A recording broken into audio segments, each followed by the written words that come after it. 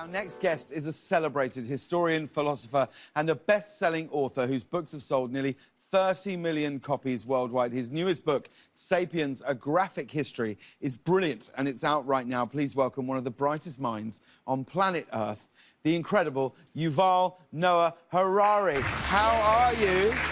Yuval, thank you for coming back to speak to us on the show. We're so happy that you're here. Thank you for inviting me again. Oh, we would have you on every week. I mean, just for me personally, for my own sense of self, because we spoke, I think it was nearly 7 months ago. It was about a month into the pandemic. Yep. How are you doing? What's the current situation in Israel right now? Well, I'm doing fine. My husband is okay. My family is okay. But my country isn't okay. The situation, both medically and politically, is going really from bad to worse. Well, yeah, I mean, that feels true of when I speak to my parents in Britain. It feels true of when I turn on the news here in America. I mean, we've just gone through a very divisive presidential election here. From your perspective, what's your take on how this election has played out? Well, on the one hand, the good news is that, as far as I can tell, it was one of the most peaceful elections in terms of, you know, the absence of physical violence. Yeah. Which is a very good sign. On the other hand, yeah, the level of not just hatred and fear between American citizens is really alarming. You know, in previous, 50 years ago, Americans of all political camps were afraid of foreigners. The Russians are coming to destroy our way of life. Now Americans are afraid of their fellow citizens much more than they are afraid of anybody else on the planet. The Democrats are afraid that the Republicans are coming to destroy their way of life, and the Republicans have the same fear about the Democrats. And that's, you know, in the long run, you can't have a democracy in such a situation. And, you know, it's not just the US. All over the world, we are seeing this kind of the collapse of national solidarity. I know that many people talk about the resurgence of nationalism, but actually almost everywhere you look, you see that nationalism is collapsing, is in crisis. Nationalism is not about hating foreigners. That's fine. There is no problem there. Nationalism is really about loving your compatriots. And there is less and less such love in much of the planet. And you see politicians who claim to be nationalists and patriots, and they are actually deliberately undermining the solidarity within their own nation. They are behaving as anti-nationalist leaders. And that's a very big danger, especially to democracy, because I don't think that you can have a functioning democracy without a strong sense of national solidarity.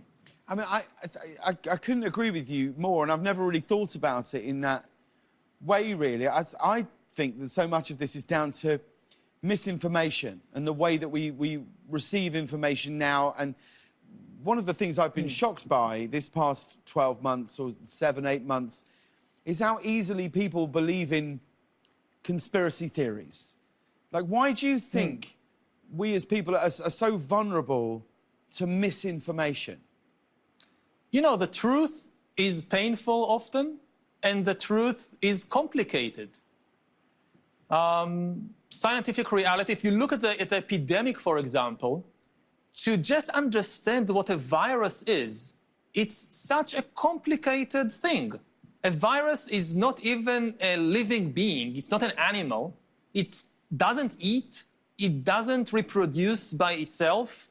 It's really just a piece of biological code, genetic code, that has the amazing ability to infiltrate our body, hijack the mechanism of the cells in our body, and tell the cells, produce more copies of me.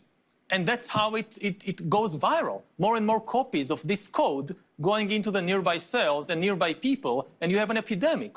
Now, this is such a strange thing, a complicated thing to understand. It's much easier to believe that, you know, there is some group of billionaires who created this thing in some laboratory in order to take over the world.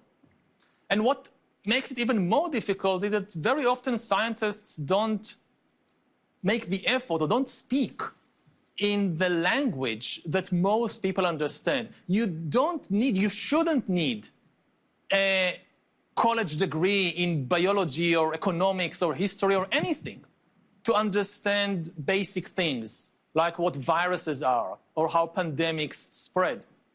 But scientists should make the effort to speak to the general public in an accessible way. You know, among themselves, scientists often speak in numbers and statistics and models, and this doesn't work. People think in stories. We are storytelling animals.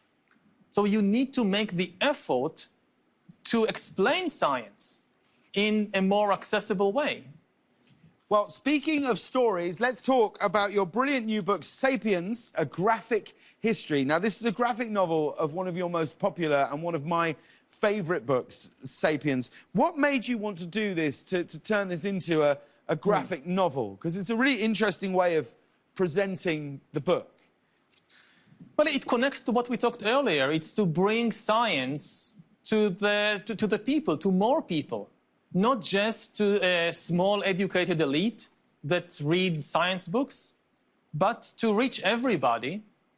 And for that, we experimented. It's not just me. I teamed up with two very gifted artists, David and Danielle. I mean, it's a graphic novel, it's comics. I can't draw, so I had to team up with other people.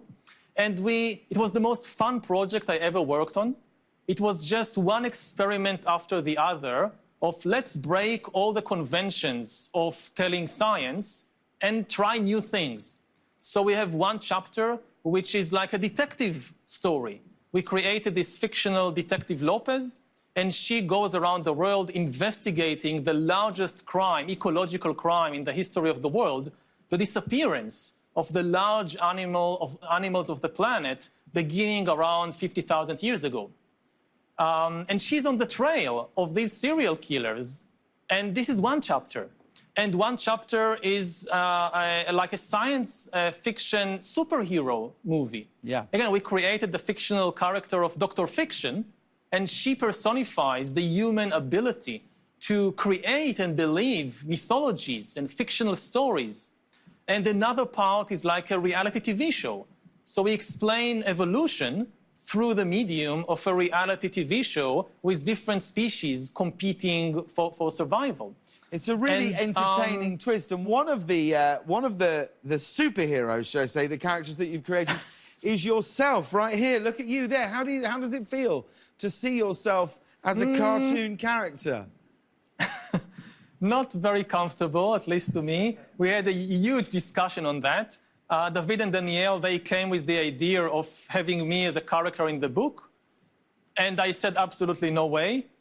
And they convinced me, but we had a compromise that it won't be just me. We'll have an entire group of scientists explaining different things. First of all, because science is a collaborative effort. It's never the work of a single individual. Like, I don't know much about archaeology. I read the papers, the books of archaeologists, but I never conducted an archaeological excavation. So we have an archaeologist character there, and likewise we have a biologist. And it's important also in order to show that different scientists have different opinions. They sometimes argue, they sometimes disagree. So it's not just me. It's an entire collection of scientists. One of the things you talk about in the book is that Homo sapiens may die out in kind of basically like 80 years, is what you say. In the next century or so, that we as Homo sapiens may cease to exist. Why is that, and who is replacing us? Well, first of all, species disappear. 99% of species that once existed don't exist anymore. 50,000 years ago, you had at least 6 different human species on Earth. Besides us, you have the Neanderthals and the Denisovans and others. They are not here anymore. So species, including human species, disappear. Now, regarding our own fate, Homo sapiens, we are now creating technologies to re-engineer life. bioengineering on the one hand and artificial intelligence on the other hand. Yeah. So given these technologies, I think it's very likely that in a century or two, Earth will be dominated by entities that are much more different from us than we are different from Neanderthals. You know, we share most of our body, our brain, our emotions with Neanderthals. Yeah. We are certainly organic creatures like them. But in 200 years, Earth might be dominated by the first inorganic creatures in the history of life. So, given the power of these technologies, I think there are just two options. Either we destroy ourselves in the process, or we upgrade ourselves into something we can't even imagine. We can't imagine it because even our imagination is the product of organic chemistry. And here we are talking about the emergence of entities which will not be subject to the laws of organic chemistry. Eva, I love talking to you so much. Will you make sure you come back on the show every 6 months?